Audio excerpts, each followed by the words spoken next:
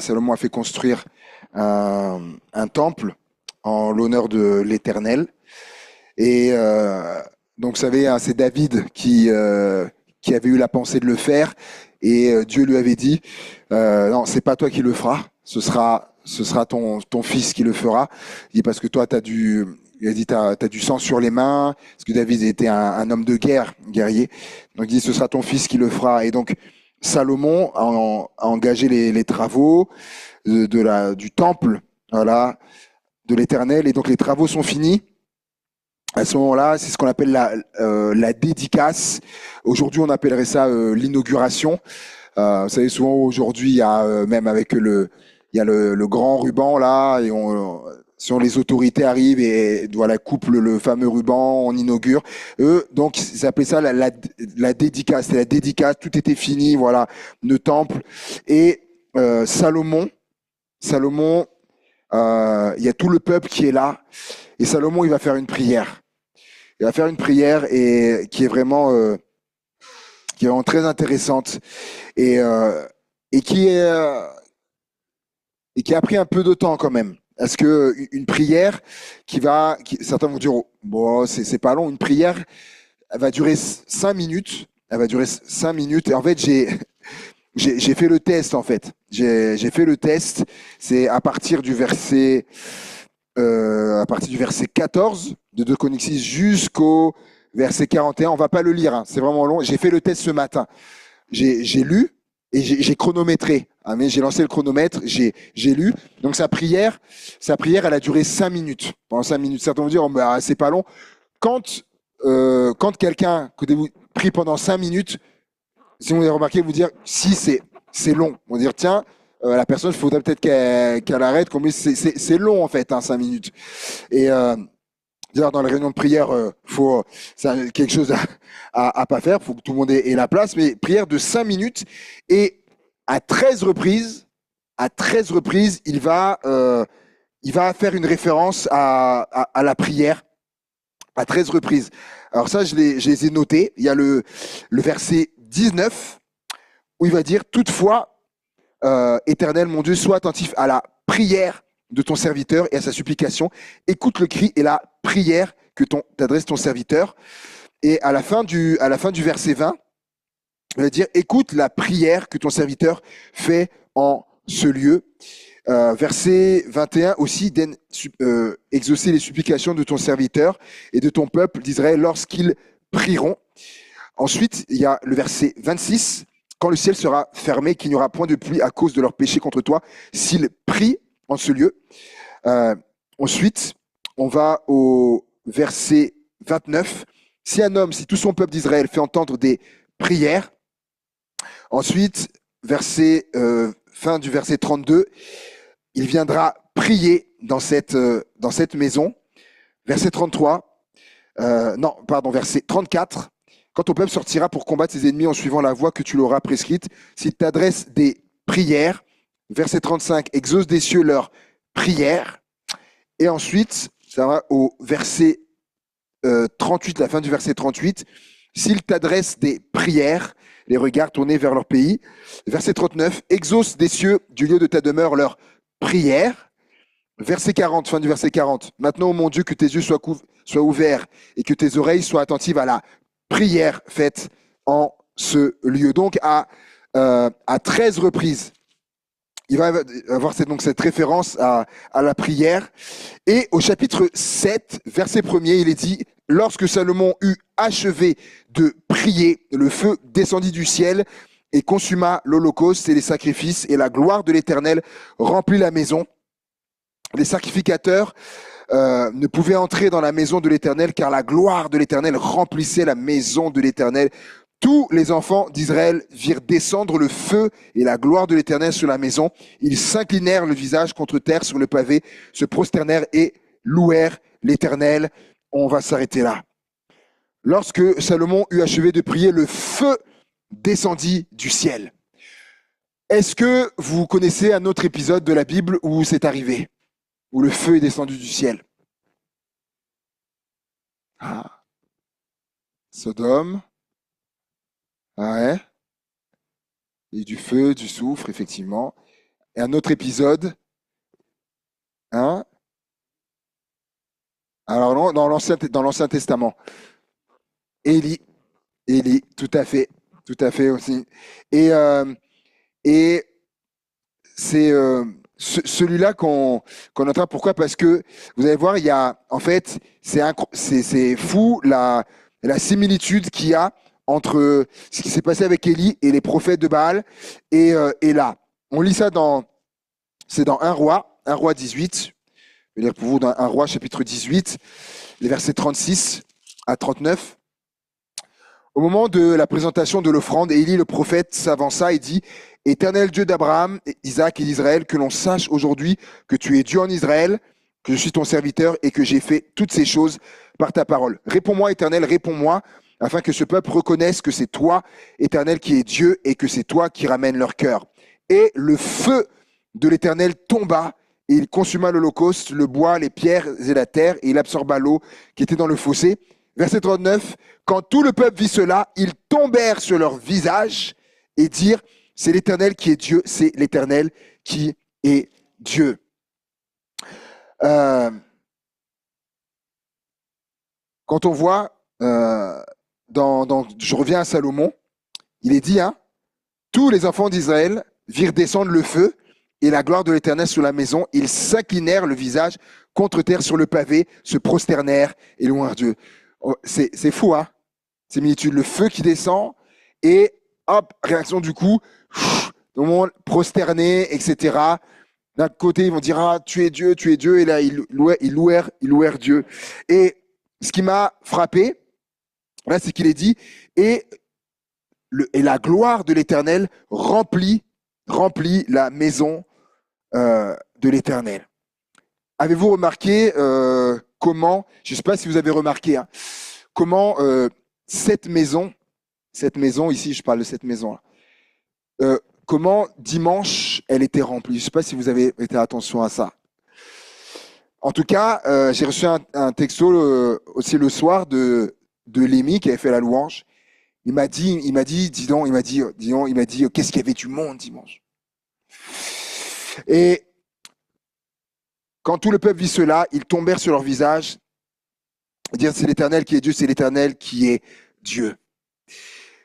Voir le feu descendre et la gloire de Dieu remplir la maison les a poussés à l'adoration. Vous vous rappelez, mardi dernier, on a vu la définition de l'adoration, notamment ça parlait de s'incliner, se prosterner. Il y a toute cette définition-là dans le mot en hébreu et en grec, c'était pareil, se prosterner, etc. Reconnaître un être supérieur à nous, toutes ces choses-là. Donc, ça va les pousser à l'adoration. Vous savez, hein, je veux dire, moi, de voir cette maison ici remplie dimanche comme ça m'a poussé à l'adoration. Vraiment, ça m'a poussé à l'adoration. Vous savez, et je crois aussi que c'est le fruit de la prière. Vous savez, il est dit: lorsque Salomon eut achevé de prier, le feu descendit, la gloire arriva, et les gens se prosternaient à l'adoration. C'est le résultat de la prière. Et je crois aussi que ce qui a eu dimanche aussi, la maison remplie, j'aimerais vous dire que c'est pas fini. C'est pas fini. C'est le résultat de la prière. Des années de prière, bien avant, voilà, des années, certains sont là depuis, voilà, ils prient. Il y a tout ça, c'est conséquence de la prière, plus les prières qui sont faites également. Aujourd'hui, il y a Maria qui me disait, elle me disait, oh, elle était toute heureuse. Elle dit: ah, je priais cette semaine. Elle dit, je demandais à Dieu que dimanche, c'est-à-dire que dimanche ta maison soit remplie, soit remplie. Et elle me dit: pasteur, regarde. Elle dit: ah, Dieu est merveilleux. Il répond aux prières, comme je dis, depuis des années, jusqu'à les prières qui sont faites aujourd'hui, le Seigneur entend et il répond. Et je crois que Dieu a entendu nos prières, comme Salomon. Et je crois que Dieu a allumé un feu. Certains vont dire: mais oui, et je fais exprès de dire que Dieu je le crois vraiment, hein, que pour ici Dieu a commencé à allumer un feu. Et c'est exprès que je ne dis pas que Dieu avait fait descendre le feu. Parce que dans les évangiles, on voit pas que Dieu fait descendre le feu. Ça arrivait avant, Ancien Testament, les deux épisodes qu'ils ont cités, les frangins. Mais dans le Nouveau Testament, on voit pas ça. Par contre, il y en a deux qui auraient bien voulu, hein, les fils du tonnerre, avec Jésus. Oh, quand ils arrivent en Samarie, hein, vous savez, hein, la guéguerre qu'il y avait là. Oh, Seigneur, est-ce que tu veux qu'on commande au feu du ciel de descendre? Parce que, bah oui, ils avaient souvenir, hein, de Élie, de tout ça, ils savaient. Ils avaient connaissance, du moins, ils n'avaient pas souvenir, ils avaient connaissance de ça. Et Jésus, il a dit, mais vous savez pas ce que vous demandez. Il a dit non. Là, il n'y a plus de faire descendre le ciel, le feu du ciel. Mais regardez dans Jean 21. Jean 21, verset 9. Jean 21, verset 9. Qu'est-ce qu'il est dit? Il est dit, les autres disciples virent avec la barque, tirant le filet, plein de poissons, car il n'était éloigné de terre que d'environ 200 coudées. Verset 9, lorsqu'ils furent descendus à terre, ils virent là des charbons allumés, du poisson dessus et du pain. Jésus, là, il ne fait plus descendre le feu. Il allume le feu. C'est pas pareil.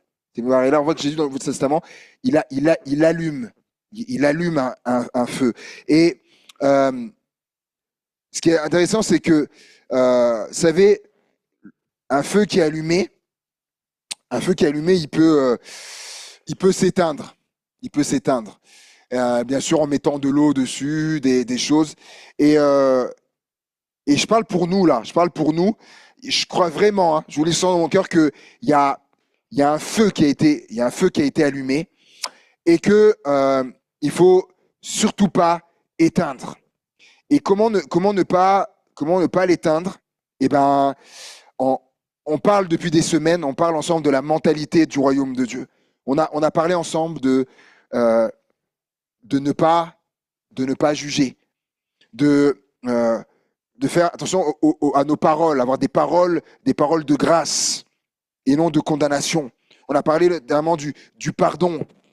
Et Paul qui dit aux Romains, le royaume de Dieu, c'est la justice, la paix, la joie. Avoir toutes ces choses-là dans l'Église, tout ça, ça fait que le feu ne s'éteindra pas. Et la chose que j'aimerais partager aussi avec vous, c'est comment ne pas éteindre ce feu, c'est Galates 5, 22. Galates 5, 22, le fruit de l'esprit, c'est l'amour, la joie, la paix, la patience. Parce que vous savez, il y a des gens qui arrivent avec toutes sortes de passés, de vécus, d'apparence aussi, tout ça. Vous savez, c'est Dieu qui change les cœurs, qui transforme les vies. Vous savez, quand les gens ils viennent, ils ne connaissent pas, et il faut de la patience. C'est le fruit de l'esprit, la patience, la bonté, la bienveillance.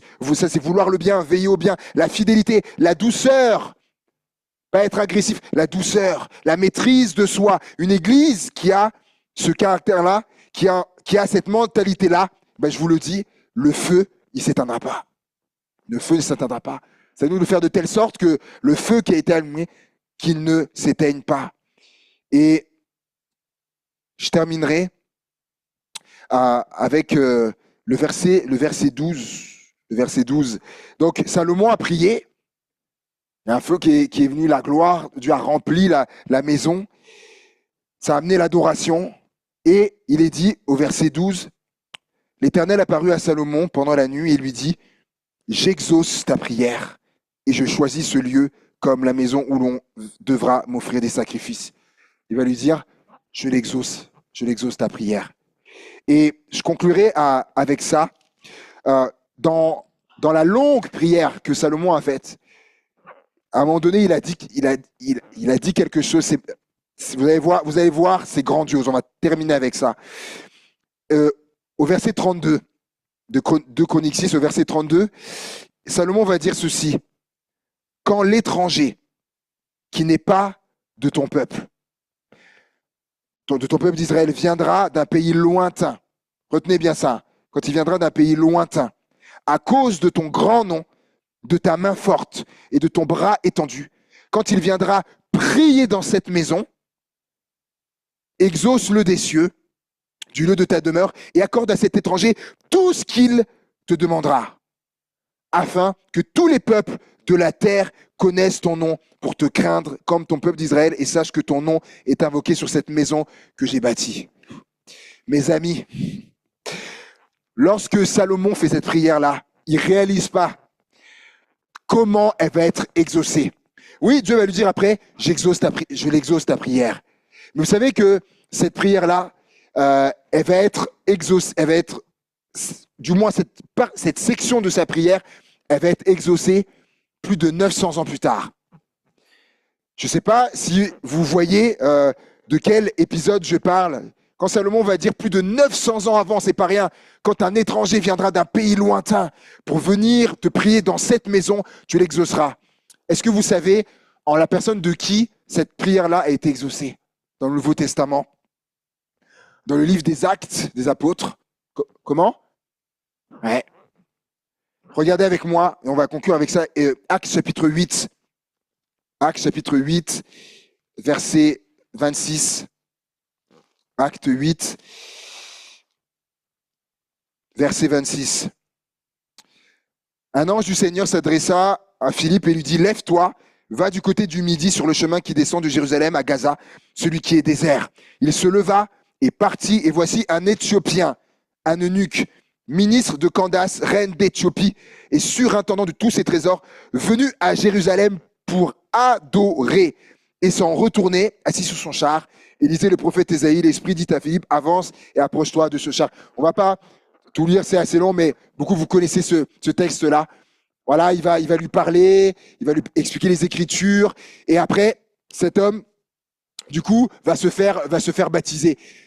Salomon avait dit, quand un étranger viendra d'un pays lointain pour venir dans ta maison, et c'est ce qu'il dit, il était venu là pour adorer. À l'époque, je vous l'ai dit, là, on l'a vu, il venait adorer où? Au temple. Au temple. Je crois que Salomon ne réalisait pas à ce moment-là.